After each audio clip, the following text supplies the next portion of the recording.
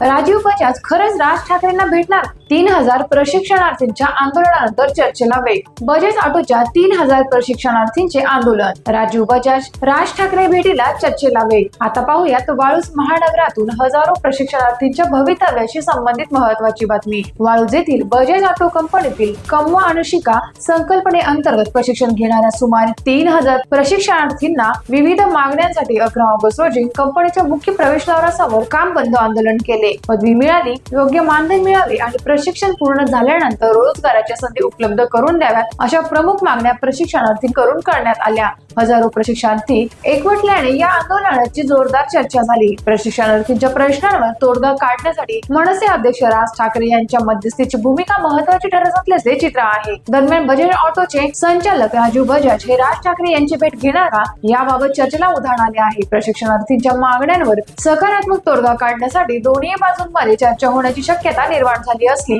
तरी या संभाव्य भेटीची अधिकृत पुष्टी अद्याप झालेली नाही. राज ठाकरेंच्या मध्यस्थीनंतर आंदोलनाला तात्पुरता विराम मिळाला असला तरी प्रशिक्षणार्थींच्या मूळ मागण्यांचे काय होणार हा प्रश्न कायमच आहे. 3000 प्रशिक्षणार्थींच्या मागण्यांना न्याय मिळतो का? राजीव बजाज आणि राज ठाकरे यांच्यात भेट होणार का? या प्रश्नाची उत्तरे आगामी घडामोडींमध्ये स्पष्ट होण्याची शक्यता आहे. टाइम्स ऑफ महाराष्ट्रासाठी वाळूज महानगर प्रतिनिधी पांडुरंग गायकवाड यांचा रिपोर्ट.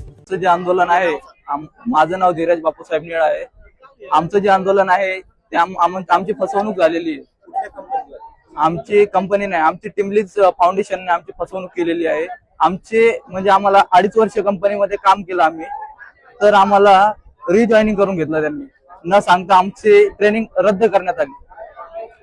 तर त्यामुळे आमची बजाज ऑटो मध्ये आम्ही काम करत आहे. त्यामुळे मागणी आमची अशी आहे की आम्हाला पुढे चालून काहीतरी भविष्यासाठी काहीतरी फायदा होईल अशी मागणी आहे आमची. म्हणजे ऑन रोल करावं, पेमेंट वगैरे वाढावं. असं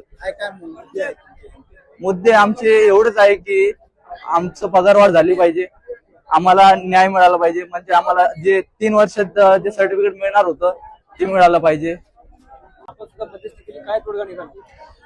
आज जे आंदोलन होता आपले स्टुडंट ट्रेनिजच्या बजाज कंपनीचे, त्याच्यामध्ये आम्ही स्टुडंट ट्रेनिजचे जे रिप्रेझेंटेटिव्ह होते त्यांना ऐकला.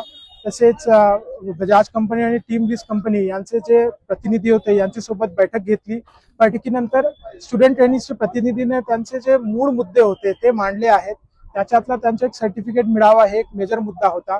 हे सगळे मुद्दे Bajaj company, team lease company आणि पोलीस प्रशासन आम्ही सगळे ऐकल्यानंतर त्यात वरिष्ठ स्तरावर जे बजाज कंपनीचे अध्यक्ष आहेत आणि एका पक्षाचे जे वरिष्ठ हे आहेत आपले संस्थापक अध्यक्ष, त्यांच्यात मधात बोलणं झालेलं आहे आणि एक ठराविक वेळ घेतलेली आहे त्यांनी, ज्याच्यातून एक जे स्टुडंट रिप्रेझेंटेटिव्ह, कंपनीचे रिप्रेझेंटेटिव्ह हे सगळं बसून नेमकं कसं आपल्याला यात जे विषय आहेत त्यात कायमस्वरूपी सॉल्युशन मिळावा याच्या बाबतीत चर्चा होणार आहे. टीमलीज कंपनीने डिग्री नाही दिली तर प्रशासनाची काय भूमिका असणार? आम्ही ऍज प्रशासन आमच्याकडे जे काही अर्ज येईल, आमच्याकडे जे काही विनंत्या येईल त्याप्रमाणे कायदेशीर कारवाई करू. त्यात असं साधारणतः किती विद्यार्थी आजच्या आंदोलनामध्ये सहभागी होते? आमचा जे अंदाजा होता यात अराउंड 1000 ते 1200 स्टुडंट ट्रेनिज इन्व्हॉल्व्ह होते. मी बजाज ऑटो मध्ये म्हणजे टीम लीज अंतर्गत आम्ही 3 वर्ष झाले काम करतोय. आम्हाला असं सांगण्यात आलं होतं की जर तुम्हाला इथे काम करायचं असेल तर तुमची बाहेर ऍडमिशन व्हायला नको. बाहेर ऍडमिशन असेल तर तुम्ही आताच्या आता इथून उठून चालले जा. मग आम्ही बाहेर ऍडमिशन घेतलं नाही कुठेच, आम्ही इथेच ऍडमिशन आहे. जैन युनिव्हर्सिटीमध्ये आमची ऍडमिशन घेण्यात आली होती असं सांगितलं आहे. तर आमची ऍडमिशन झाली हे आम्हाला माहित होतं.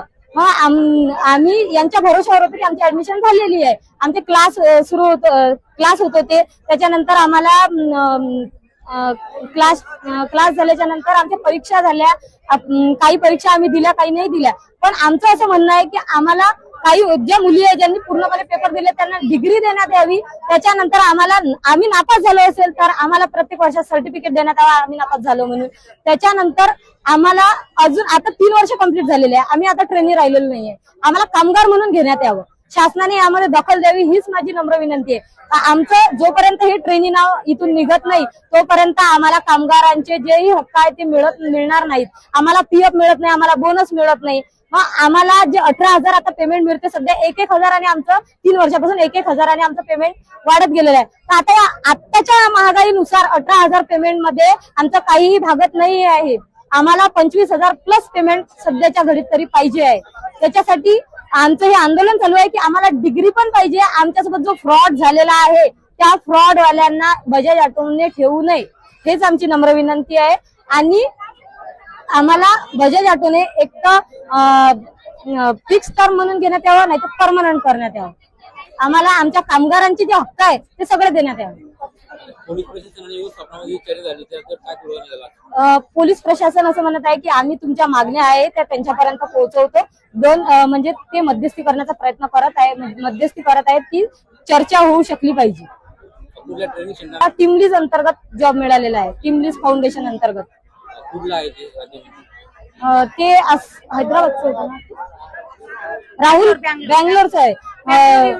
राहुल पाटील नावाचे जे सर आहे ते आम्हाला इथेच गेटच्या बाहेर, पहिले इंस्टाग्रामवर त्यांची ऍडव्हर्टाईज आलेली आहे, इंस्टाग्रामच्या ऍडव्हर्टाईज नुसार आम्ही इथे आलेलो आहे, म्हणजे गेटवर बसलो होतो 2023 मध्ये. अशी एकूण किती ट्रेनिंग आहेत? असे 3,000 ट्रेनिंग आहेत, 3 ते 4,000. इथं स्टायपेंड असलेल्या विद्यार्थिनींनी अनेक दिवसांपासून ते बजाज कंपनीमध्ये एक आउटसोर्स केलेल्या कंपनीच्या माध्यमातून इथे नोकरीला आहेत. त्याला स्टायपेंड म्हणतो आपण. कमा आणि शिकवा योजनेअंतर्गत हे सर्व चालू होतं.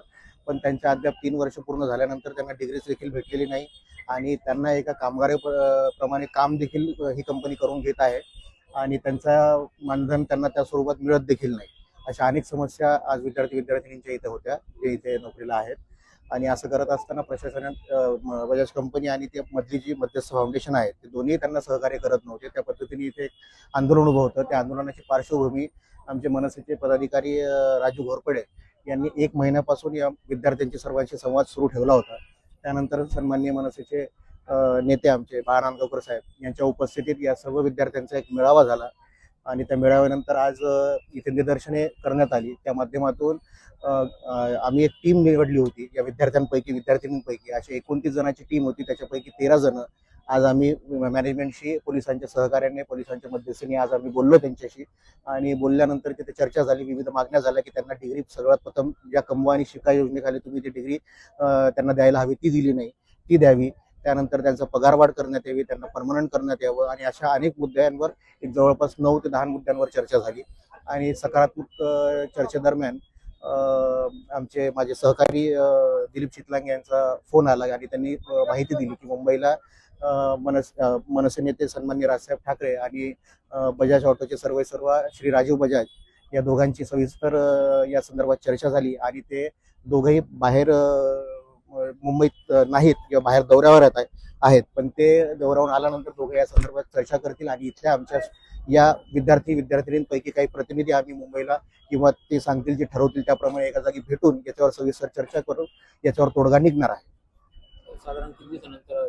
साधारण 4 ते 5 दिवसानंतर या सगळ्या घडामोडी घडतील आणि 100% या विद्यार्थ्यांना न्याय मिळेल असा माझा विश्वास आहे.